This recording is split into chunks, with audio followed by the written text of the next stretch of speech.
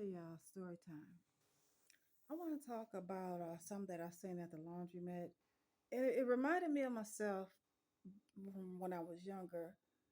And this is child neglect, is child abuse, is something that too many people are comfortable with ignoring. Are children that are walking around that's hungry. They're walking around hungry. They don't have anything. They're walking around with not just only their hair not being combed, but they're dirty. They don't have anything. They got the girls looking like they have not touched water ever. You can't tell if it's a boy or a girl. And you say something about it, and then the parent blames the child, the 6-year old. Oh, it's their fault because they act like a boy. Oh, it's their fault because they're too wild. It's their fault because they take the barrettes out of their head. No, that's not the situation when you see a child with this much dirt on them. When you see a child that it's obviously it's a visual that the child's hair hasn't been combed, never had a barrette in it, never had a situation to where it had a comb in it or a brush or any type of love or a mother's attention whatsoever, but it's the child's fault. You know, I thought this little girl was a boy, okay? Um, I walked into the laundromat and I seen some kids playing. And it was a boy. I mean, it was some kids, about three kids. And it appeared to me that it was one boy and two girls. But all in all, reality, it was three girls. And I said, oh, he likes her. I'm thinking that the little girl that was playing with the little boy, I mean, the boy that was playing with the little girl was a boy, and that he was liking her in some type of way because he had gave her, the his bubble gum and all of that. But actually, this was a little girl. The auntie looks over at me and says, "Oh, that's a girl." I mean, she wasn't looking like that. I was just mad. I said, "What? That's a girl." I said, "Well, baby, why is she looking like that?" Yeah, I said it. You want to motherfucking fight me, bitch? Come on. That's how I feel.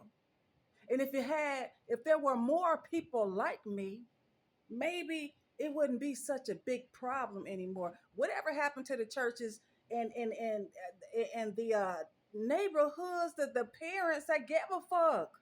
Whatever happened to the mothers that was able to say something to the other girls, to the other mothers, as far as, come on, keep your kids up, do something with them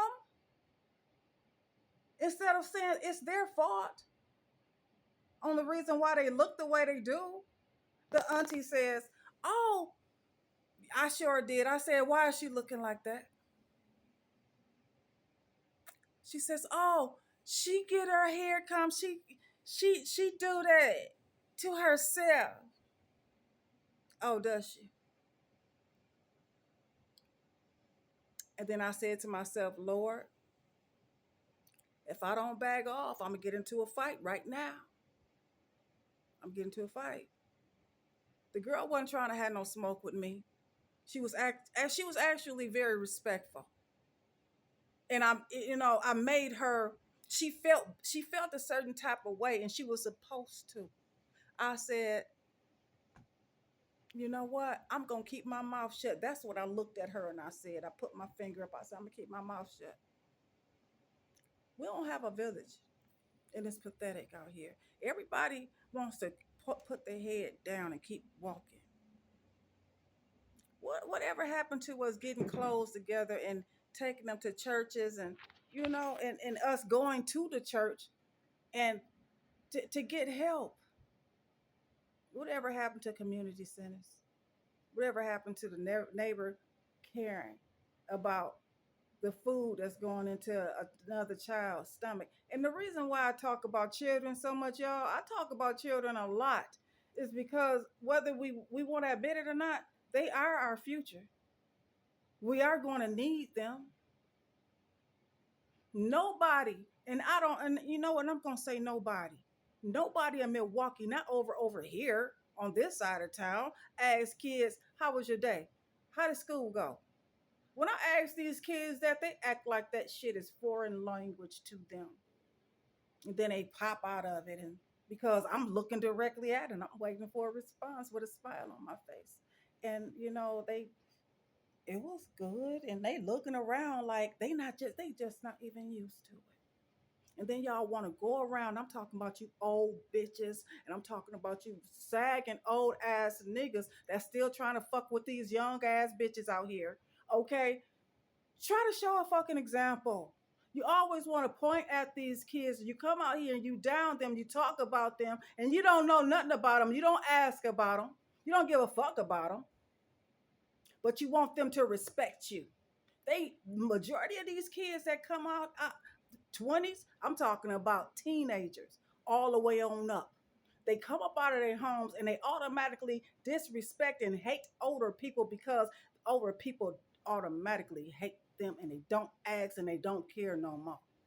They don't give a fuck. The parents don't give a fuck about the kids in their home. So when they come out, then they got to deal with the same shit. How do I know? I'm sitting there and I watch you and I stop y'all. Bitches do not do this around me that is my age, because they already know I don't play that. If you're gonna be dealing with that type of deck, get the fuck away from me, because I'm gonna check your ass. Just like, I mean, come on, we can do better. We can do better. You know, to give constructive criticism, give it to yourself first. And if you want to talk about somebody, and I'm talking to the people that are my age and older, if you want to talk about somebody, look in the mirror and talk about your damn self. Because I'm sure that when you were their age, what were you doing? And if you were doing better, do better right now to this day, bitch. You supposed to be triple times better their age. Okay? Do better.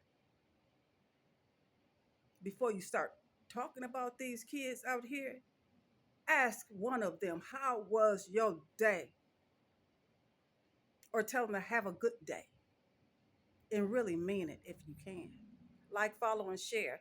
Like, follow, and share this video, y'all. Like, follow, and share, and comment. Y'all, I'll be back later.